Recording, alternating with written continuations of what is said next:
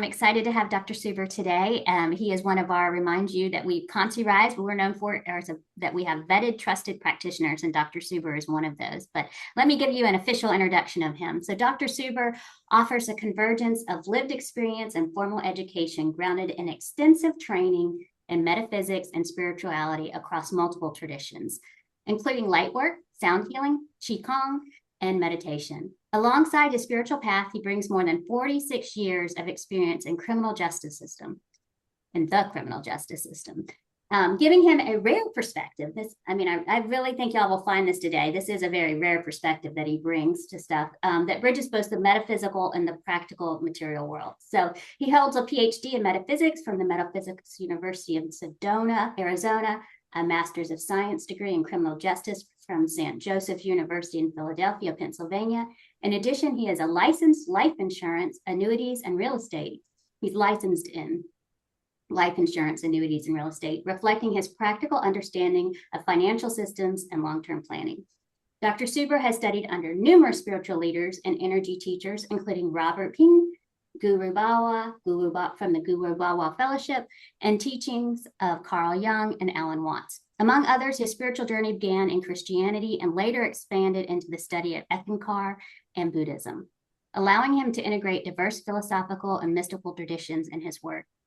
His approach to life coaching is holistic and integrative, addressing the spiritual, financial, occupational, and family dimensions of personal growth. He prioritizes each client's concerns and visions, ensuring that their goals remain central to the process. Dr. Suber's breath and energy work draws from Qigong and prana-based teachings with applications including self-healing, meditation, and spiritual development.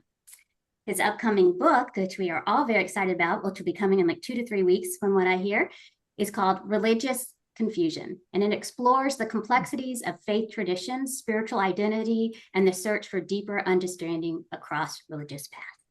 So with no further ado, I'm going to pass it over to Dr. Suber, and I am going to be his, I have his slideshow up, so let me share my screen and get that started.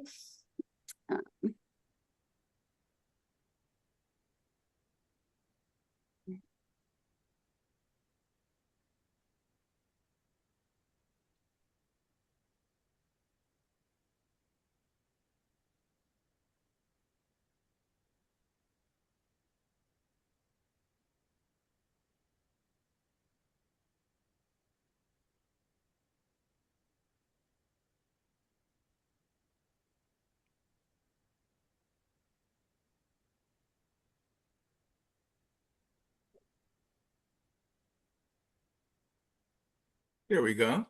There we go. And Dr. Jonathan, will you make sure I didn't pause the recording by accident? I think I hit the wrong button. No, it's still recording. Perfect. Okay, so we're going to talk about intuition and inner wisdom, and we're just going to explore a few things about that. So next slide, please. Well, If we're able to get it. there we go. There we go. So, first of all, thank you for having me. Thank you for the introduction. I really appreciate it. What I've tried to do in my life experience is, there's a lot of things on there, and there's a lot of challenges that I had to deal with in my life. And one of those challenges, of course, is life itself. When I say I have 46 years, in experience in law enforcement and other things. So I'll be 70 in May. So I actually have a couple years on the planet. And when you hear a lot of different things with regards to spirituality, with regards to religion, with regards to life and the way that we live, sometimes we see it doesn't work that way. And oftentimes people get upset with loss of loved ones. Obviously, in financial situations, law enforcement situations, I've seen a lot of people suffer. I've seen people die. Don't want to take anybody down a bad road, but I've seen people burn alive. I've seen a lot of different things. And when you look at that, you're like, why does this happen? Why are we here? What is our purpose? Who are we? So just to throw it out, I know we have a small group, but any thoughts on that? Why are we here? Who are we? Any thoughts on that?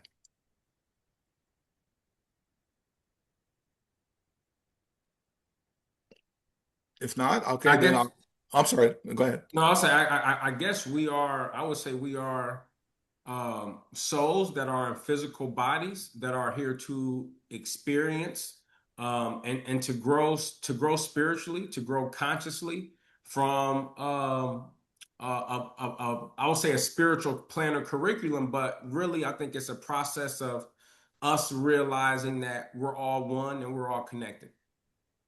And I think that's huge. And you made a very important point about that, meaning life is to experience. And if life is to experience, does that mean everything's going to be wonderful? Does that mean everything is going to be good? Okay, depending on what your definition of good is, of course. And so obviously a lot of people have gone through trials and tribulations in their lives and they've questioned that. So then the next thing then is, where do our beliefs come from? Why do we believe what we believe? Where do they come from?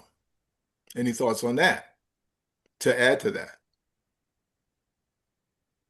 I would say my evaluation of my belief, a lot of my beliefs that I have come from, as I've kind of deconstructed some of them, um, really just culture and like things that are kind of people will just accept as truths, or that it's always been this way, so it's always going to be that way kind of stuff. A lot of beliefs, and of course family. I believe we get a lot of our beliefs from our parents in early childhood, and it kind of sticks with us. Like if, even going back to that, who are you? Who Mhm. are we? Sometimes we can define that by what our parents or what role we played as children in the family. So And that's a perfect segue. So can we go to the next slide? yeah.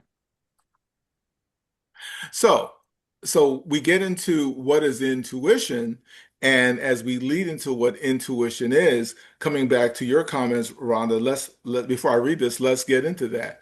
So, your mom and your dad, your community, your church, people, things you've been exposed to. When you're a child, you're given certain things. Did your parents or your loved ones, however you were brought up, did they have a choice? The only thing they could teach you was what they know.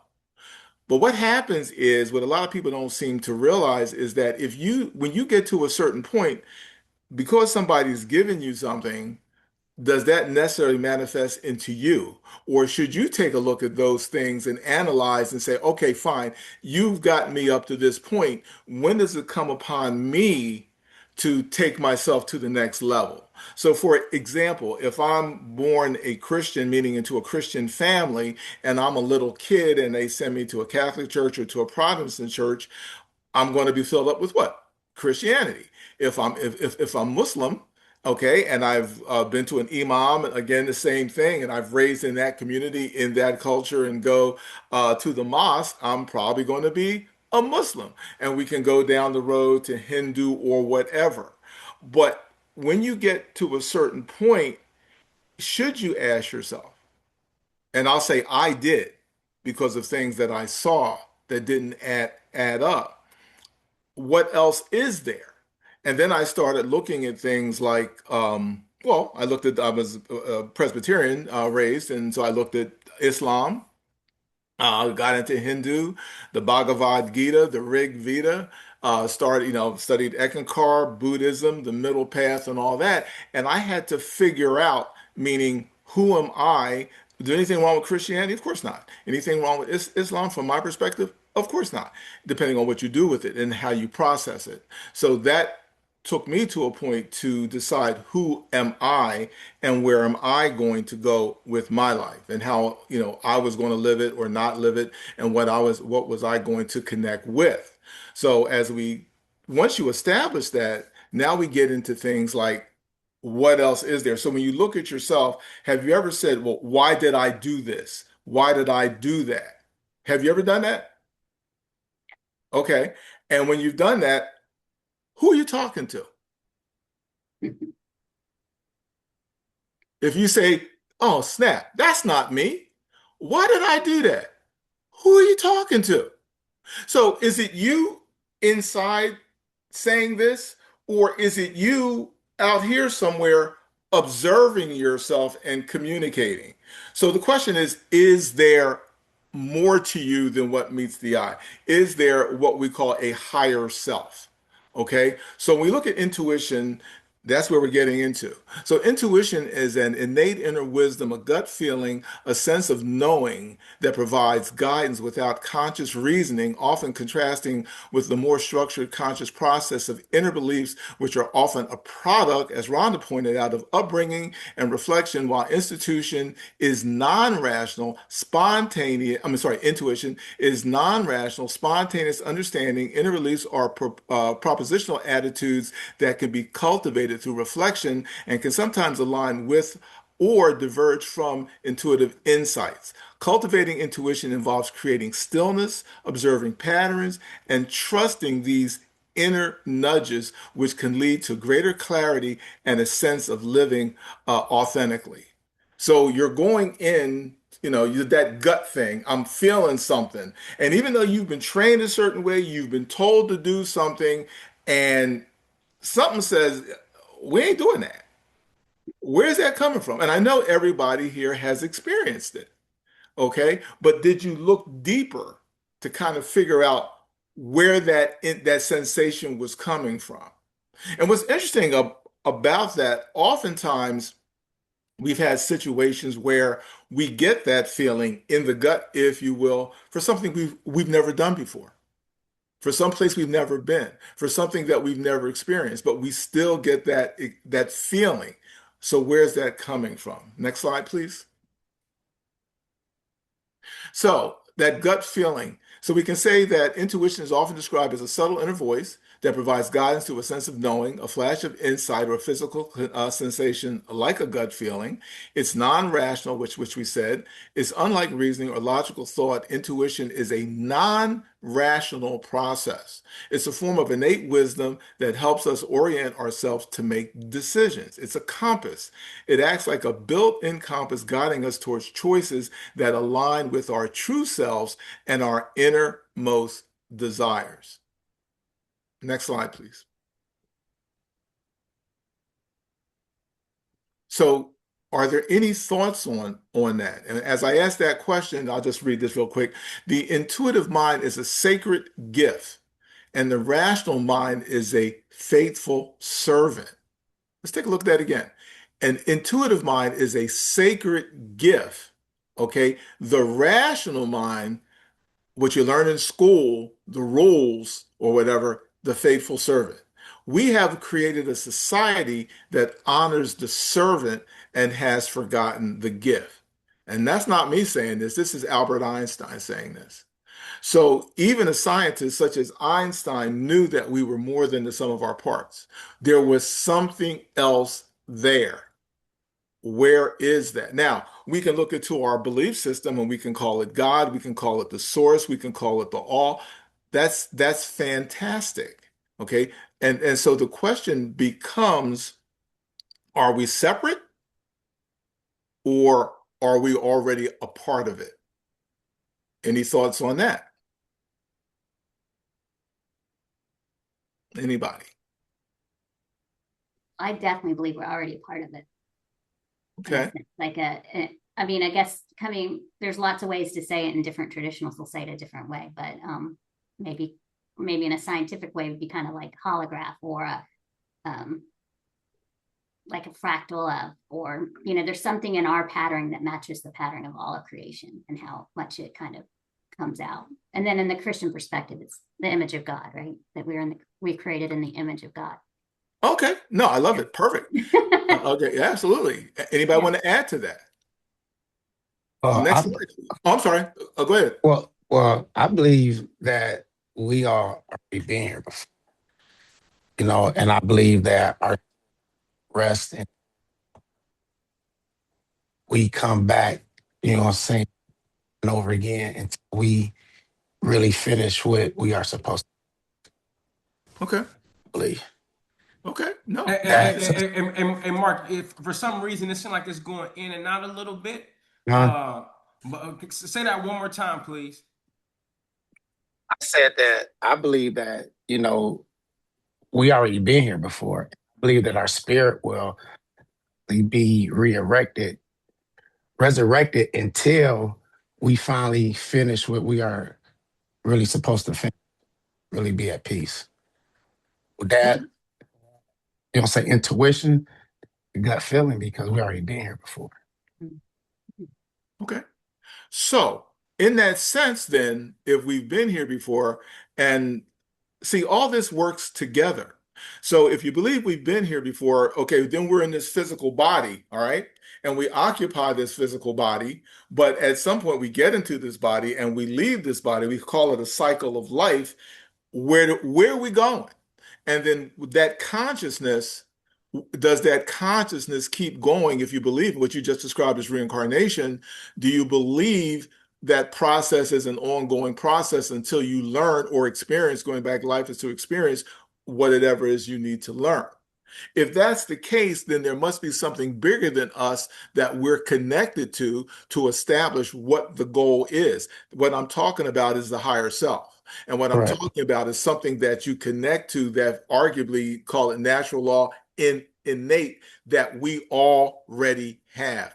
That's when Einstein, in this second sentence here, we've created a society that honors the servant but has forgotten the gift.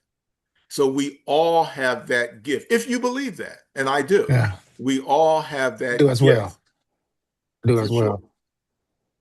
Next slide, please. So the higher self. To connect with your higher self, cultivate practices like meditation, journaling, and spending time in nature to clear your mind and to access your inner wisdom. Pay attention to clear, calm messages, physical sensations like a warm feeling, and guidance that align with your core values. Regular spiritual practice, such as daily intention setting, affirmations, and acts of gratitude or service, help to nurture this connection over time. Okay. And so if you believe that connection's there, do I have any athletes? You know, I mean, of a few people here, I don't know if anybody's live streaming, but any athletes on this presentation? Ms. Sanders, I see you smiling. So I bet you're an athlete. Are you an athlete? You're muted. Yeah. Uh, I get you can I consider myself an athlete. I picked up running as a hobby about a year and a half ago, and I still work out 3 to 4 times a week. Okay. And so, okay, see, everybody's hitting with all the key buzzwords here. All right, so today, right now, I haven't run, and at my age, I probably don't want to, but that said, I haven't run in a long time. But if I decide to go out and run 5 miles right now, what's probably going to happen? You might pull a hamstring, or you might get out of breath. I'll be lucky to make 5 yards. Okay. So what I'm saying is you got to do what? You got to practice. At the end of Mhm. the day, you have to practice. Okay. So you go out, and if you're running now, I don't know how far you ran when you first ran, but once you started, as you pointed out, you were out of breath, your muscles got sore, you took yourself out of your comfort zone, and you said, what? I'm going to do it again. And when you did it again, your body said, what the heck is she doing? And then what did it do? It started to heal itself and repair itself and make it stronger, because you might do it again, right? And now you feel like you're comfortable and you got that big smile. So I bet you're probably good at it. So let's go back to this higher self thing. If we've been given this gift, if we don't use affirmations, if we don't use prayer, if we don't use meditation, if we don't practice, how are we going to cultivate it? How's it going to grow? You've been given this gift. Like, somebody here is a great dancer, or plays a musical instrument. It's the same thing. You've been given the gift, but you've got to cultivate it. You know, in my body, we talked about energy cultivation. We've got people that do Reiki. Well, if you're doing prana, if you're doing Qigong, if you're doing Reiki, it's all energy work. It's energy cultivation. And you use that energy cultivation to develop or strengthen whatever those gifts are, to take you to the level or to the plane in which you want to go. So, in order to really take your intuition, your inner wisdom, you got to go within. And the way you go within is through contemplation, meditation, prayer, and energy work. Next slide, please. So why the disconnect? In other words, why do some of us feel like if people are praying, God is up there somewhere, okay? Or, something is over here, something is over there, and we have to go find it. Or you have some people that say, I have to go find myself. So I live in Philly. I got to go to California to find myself, like I'm going to find something different about me because I went to California. No, I'm still Berchard no matter where I go. If I'm stupid, that's what I'm taking with me. If I'm intelligent, that's what I'm taking with me. If I'm confused, that's what I'm taking with me. Now, maybe that experience in that different location will help me grow, but maybe I can grow right where I'm at if I realize, again, the gift that I've been given. That said, certain belief systems have taken us to a point, or our upbringing, that we are not a part of creation in the sense of the creator or the source or God. So now we're separated from it and we're always looking for it. So if you think you're disconnected, in fact, you're what? Disconnected. And the only way you're really going to grow is to understand you're more than that. So I must create a system or be enslaved by another man's. Okay, so football player, baseball player. I'm going back to sports. Daddy wanted to play ball, but he wasn't good at it. So he raised me to play ball because now I'm living his dream when he's taking me to football practice or baseball practice. The question becomes, is that what I want to do? Somebody gives you a belief system, but you didn't really analyze that belief system to see if it works for you, and you're living a spiritual path that's not really something that you're comfortable with. And you're always questioning it, but you're always moving forward because that's what you were told to do. Okay? I will not reason and compare because it's not my business to create, rather. But I'm sorry, I will not reason and compare. My business is to create. You are a creator if you are a part of the source. Don't walk the path, be the path. Live it. Create it for yourself. Your persona is a creation, okay, to live in society, but in total, it's not who you are. You are so much more, okay? So think about this. Deepak Chopra, I know he's in trouble because he was on Epstein's site, but if you go back to some of his studies or just science, we find that right now, everybody in this room is losing molecules right now. Atoms and molecules are leaving your body right now. New atoms and molecules are coming into your body right now. You actually, from a molecular standpoint, replace your whole body every 3 to 5 years, which means you're what? Particleized, which means that's what? That's what quantum physics is telling us. Everything is in motion, everything is particleized. So our solid structure is an illusion, technically. It's an illusion, okay? We're so much more than that. And if we're traversing, meaning what makes us up, our molecular structure, we're a part of the whole. And the science tells us that. So the question still becomes, am I going to simply follow the path that I've been given, or I'm going to live the path, create the path myself, and go within to take it where it needs to be? And that way, the intuition that will actually verify and validate those thoughts and feelings and allow myself to move to a higher plane of consciousness. Next slide, please. So we tend to look outwards instead of inwards for approval, acceptance, and solutions. As the law of one states, everything is connected. It asserts that all things in the universe are fundamentally one and interconnected, originating from a single creator, and that spiritual evolution involves understanding and embodying this unity. The teachings explore concepts like spiritual densities, healing, meditation, and the importance of love and service to others for achieving self-realization.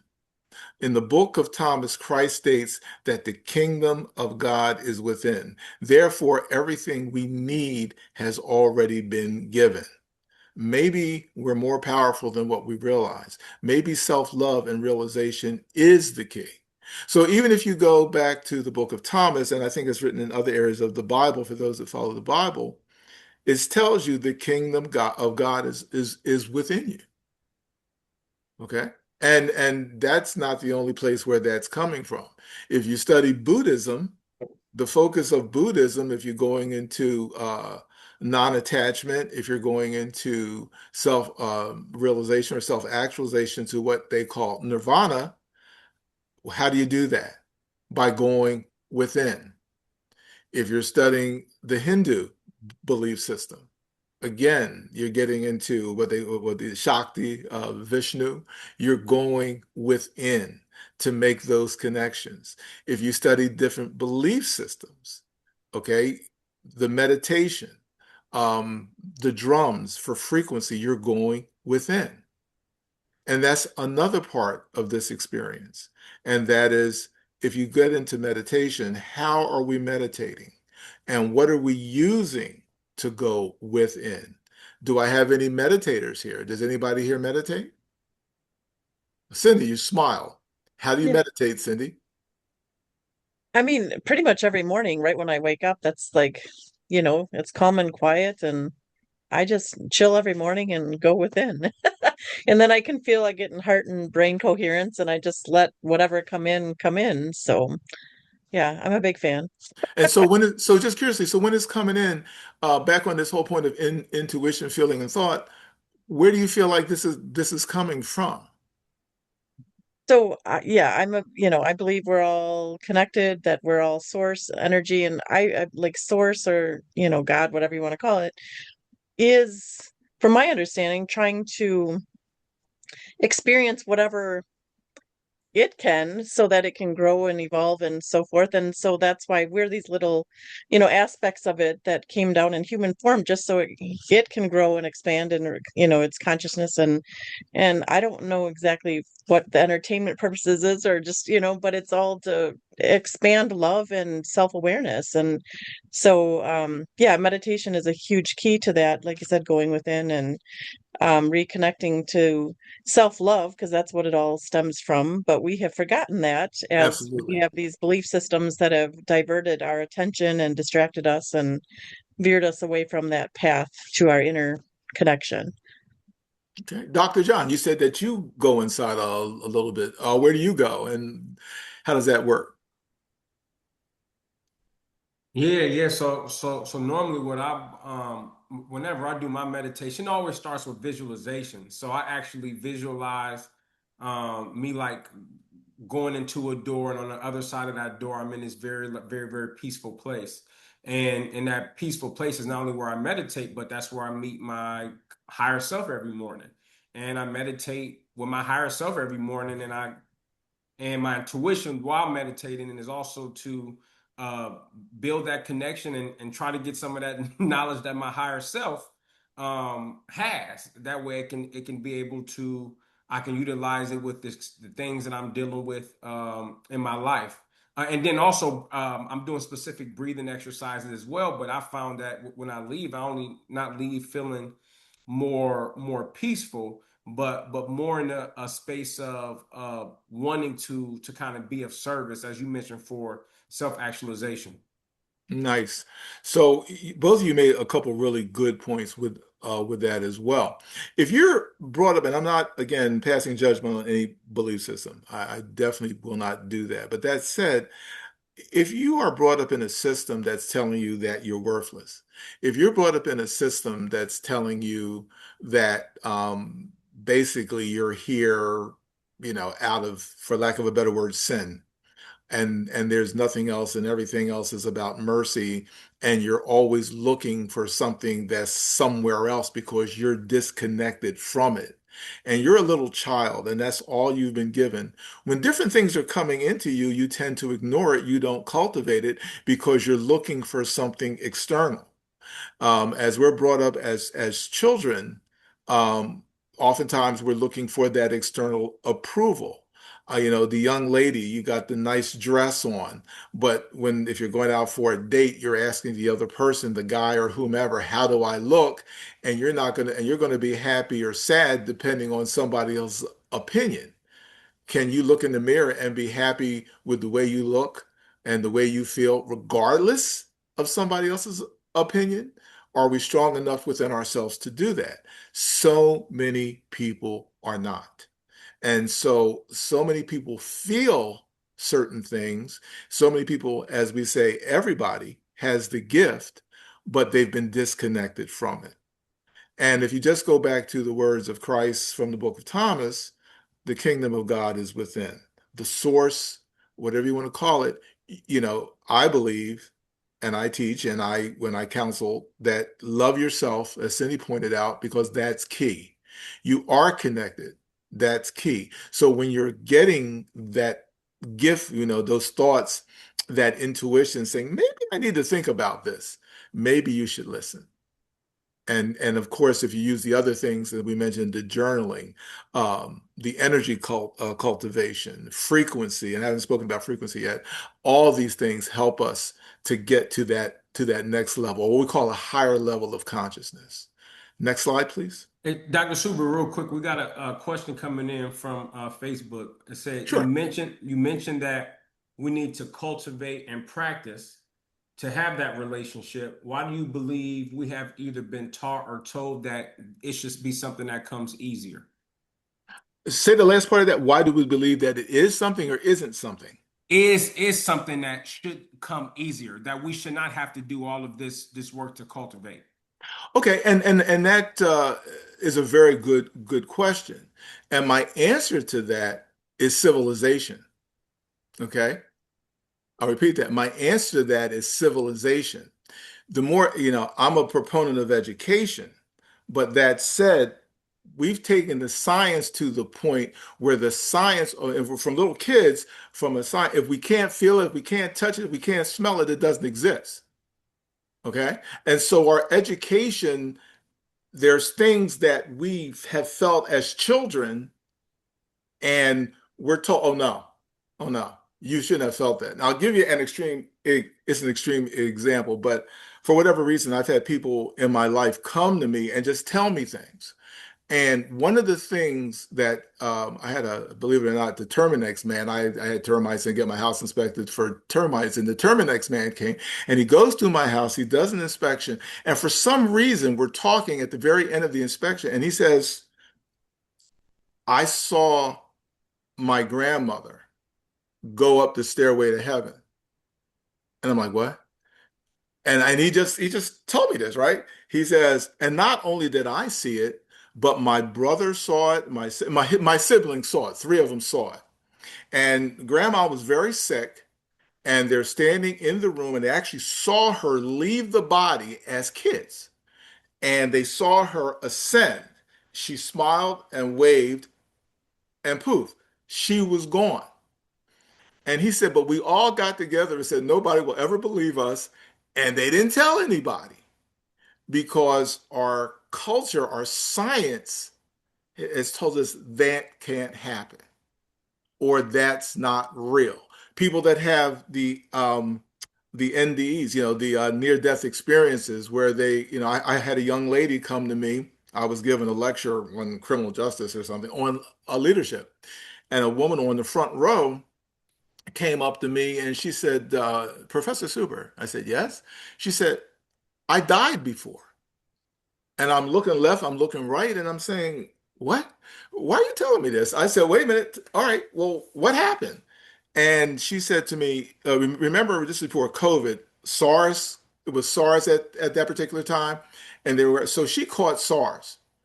And when she caught SARS, she went into a coma, a very young lady, and she was essentially dying. And when she went into this coma, she went down a long tunnel. It was very dark, but she saw things on both sides that were very scary, and she went past that. And when she got towards the tunnel, she could see the light. And you've heard a lot of these kind of near-death experiences from people. At least I've heard quite a few. And so when she was going towards the light, She saw a figure, it was transparent, and it asked her, what did you want to do? And she said, are you Christ? And the answer was, that's not important. Just what do you want to do? Do you want to go to the light or do you want to go back? And she thought about it and she said, I'm not ready to go to I mean, the light's beautiful. I really like to go there, but my family needs me. And what it said to her was, it's not your time. Go back. And she said, but that's some really scary stuff I just pet. Don't worry about it. It's not going to bother you. And when she started back, she came back into consciousness, came out of the coma, and obviously lived. Again, afraid to tell that to people because somebody's, oh, you're just dreaming. I don't know whether it's valid. I don't know it's not, but but what I can say is that a lot of people have had these experiences. And if you study them and if you look at literally thousands of those experiences, why are so many people having those experiences? But if you simply go to the science or the way we've been given the science today, they will tell us, oh no, that's not exist. That doesn't exist. You're just dreaming. So to answer the person's question is that we socialize ourselves not to believe. And then as we get older, we start to have those experiences. And then that's where the questions start to come about. So then the next question or the next thing is, are you willing to do the work, the inner work to try to answer those questions? I hope that answered that. Thank you. So on that point, which is perfect, we have the spiritual exercises. So those spiritual exercises, mindfulness meditation, sit quietly, focus on your breath, observing thoughts without judgment to foster awareness and presence. I think Cindy just described that. Spiritual reflection, take time alone in a quiet space to connect with your inner self and reflect on your thoughts and feelings. Now we can start to get into the frequency thing. If you're a Christian and you're singing the Hallelujah chorus, the hymns, or whatever it is, that is a frequency to connect with Source. Okay.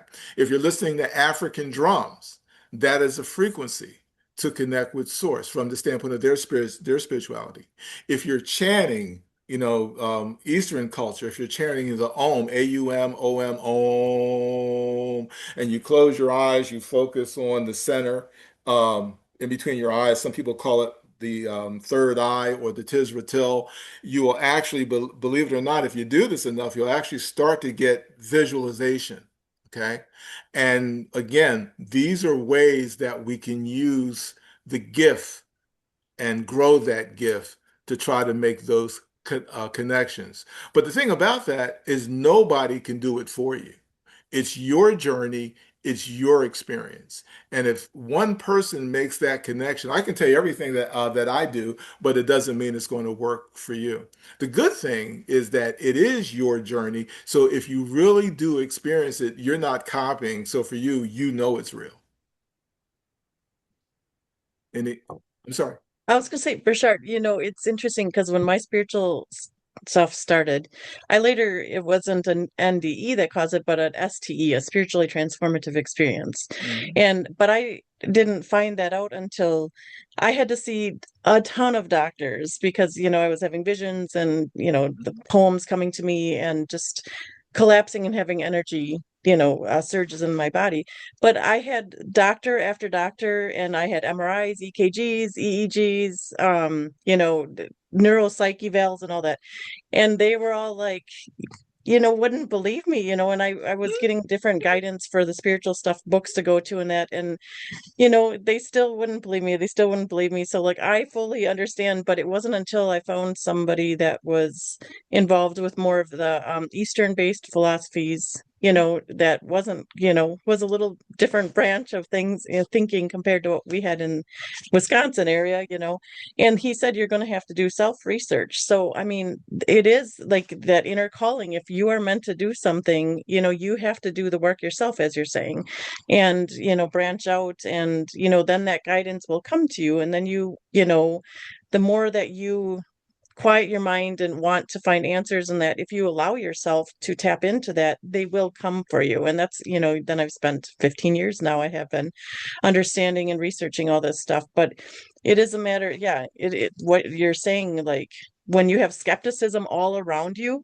you're going to shy away. A lot of people will, but you have to put your big girl pants on or big boy pants and push forward sometimes. So, It's, say to piggyback off that with Dr. Jonathan, when I used to be so in tune, I used to like read and study all the time. Through my meditation, I actually had body experience, and it scared the mess out of me. It was crazy. I was like, did it twice. But this is what actually led me to y'all group, because hearing this, because now it got me back to reading and journaling and stuff. Nice. It's definitely get deep. You said you definitely got to do that work though. Yes, you got to do the work. And think about this, something very simplistic, okay? Take a child, take a young woman, gymnast. When you look at these gymnasts on the beams, the parallel bars, they tend to be what? Young girls, 13, 14, 15. Okay, think about the power of the mind. A young girl is on a balance beam and she falls off. She looks up and says, am I hurt? Nah, you're fine. Get back up there. She's like, all right, I'm not hurt, and gets back up there. Take a woman 30 or 40. She may be in tremendous shape. Let her fall off that balance beam. She's hurt because she's already been conditioned to believe she's supposed to be hurt. The little kid don't know that yet. And so up until we take over and put the limitations on them, that little child's willing to do almost anything, okay, and will excel at it because we haven't placed the limitations on them. So it's us, as we pointed out, culture and conditioning that creates the disconnect that I pointed out. And coming back to that earlier person's question, the hard work is to really, it's all about consciousness. And they're right. It shouldn't be hard at all, but it's become hard because we've been conditioned to believe it's not supposed to be there. But there's so many of us that have those experiences, Cindy just pointed out, and they're questioned by everybody. But for that individual, once you've gone through it, you know that there's something there. But now it's up to you to go within to figure out what it is. And that inner wisdom is right, is there for you all the time. All the time. Next slide, please. So the key points, first of all, is to love yourself. I mean, that is number one. It's not an ego thing. It's not an ego thing. It's what else do you have? How can you really, if you don't know how to give to yourself, how can you really love somebody else if you don't love yourself? And you have so many people, giving is wonderful. All right. Giving gifts and things of that is a wonderful thing to do. But if you're always giving, where is the foundation of self? If everything is external, where is the foundation of self? How do you develop within without a spiritual foundation, without a foundation of awareness, without a foundation of consciousness? So being external sometimes can be a negative. Doubting thoughts have power. You've got to be clear with your intention. There are so many people that just simply don't know what they want. So if you don't know what you want and you're reaching out to the source, you're reaching out to the universe, you're trying to connect it, how's it going to, you're a reflection of what you put out. If you're putting out indecisiveness, what you're going to get back is what? Confusion and indecisiveness. So you've got to know what you want. Okay. And so to have a conversation with your inner voice, number one, you got to believe. Relax, ask a question, and listen. That is so important. When you go inside and you meditate, however you do it, put it out there and just wait for it. I will tell you, you will get an answer. You will get an answer. But you got to have the patience to receive that answer. Any comments on any of this? Next slide, please. Okay, so just to bring it home, I see we have 9 minutes left. So just to bring it home, any thoughts that anybody want to add to anything? Any questions?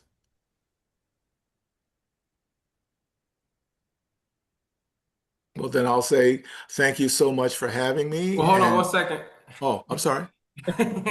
No, I was curious. I know you practice a lot of different kind of spiritual things, qigong, meditation. So, what is your spiritual routine that you use to cultivate intuition? Okay, so the first thing that I do, of course, is the meditation, just sitting down, focusing on the third eye, centralizing within myself, and just being quiet.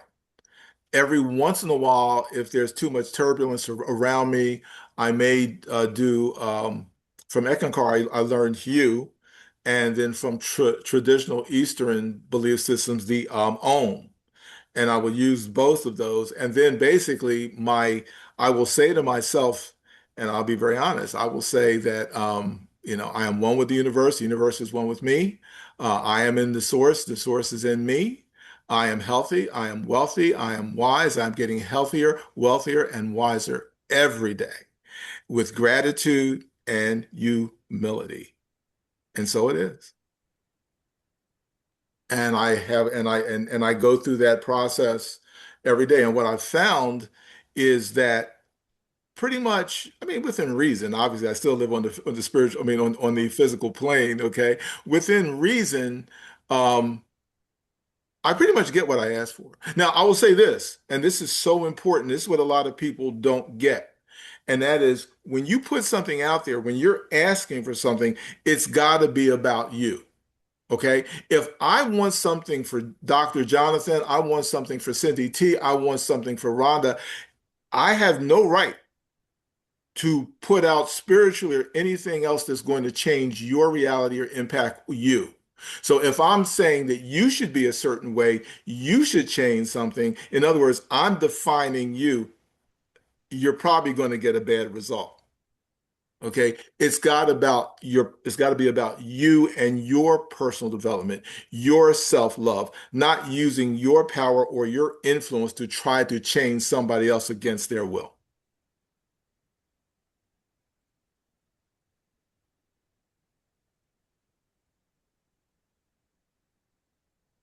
That's pretty much it. Anybody want One, to add? I'm sorry, go ahead. oh, I was gonna say one thing like Dr. Joe Dispenza is big on, like you have to basically you know, just detach from everything that you think you are and who you are and what you know.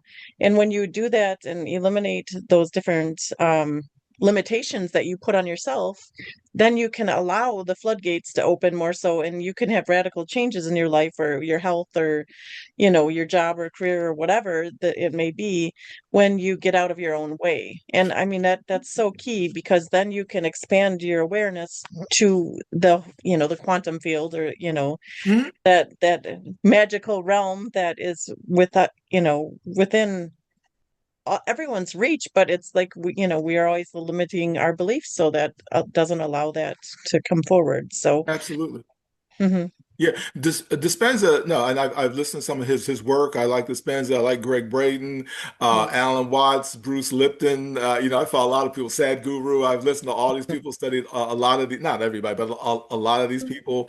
And if you go back to Eastern thought, the more you own, the more it owns you. The more right. you attach to, okay, and the other one, which is very pronounced, is desire is the source of all suffering. Okay. And I'll just add one other thing to that is anything that occurs in life, just understand something. No matter what happens, it means absolutely nothing. I emphasize that. It means absolutely nothing until you put a definition on it. Mhm. You decide that it's horrible. You decide that it's wonderful. You have a choice. So if you're going to make the decision that it's miserable, it's going to be miserable. Like right now, we have snow, we have a blizzard that's coming. It's just weather. Some people are depressed. Some people, they can't go outside. It's going to be cold. Don't attach to the negativity. If you attach to the negativity, that's what you're going to get. What was that saying you said again? I said that Desire is what? Desire desire is is the what? source of all suffering. Because what happens, okay, let's say I want Cindy to be a certain way, and Cindy's not that way. I have a desire. Then I'm suffering like people in a relationship. You have your other half. Okay, a young lady gets with a guy, and I'm going to mold him into the man that I want him to be. No, you're not. And if you really think you're going to do that, the only thing you're going to do is suffer because you're going to be disappointed.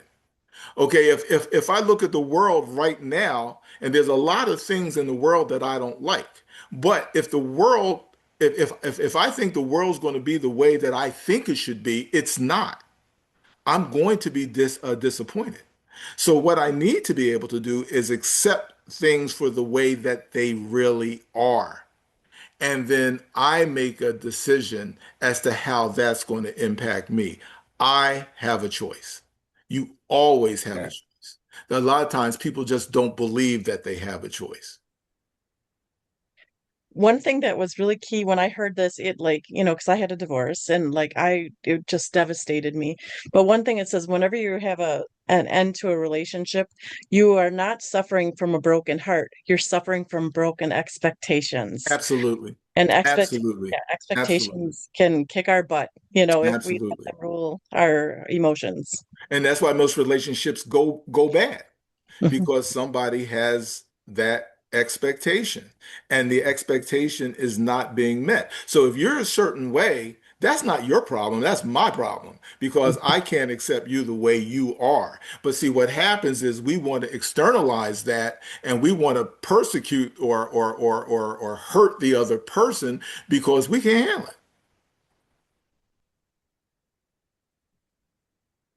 it.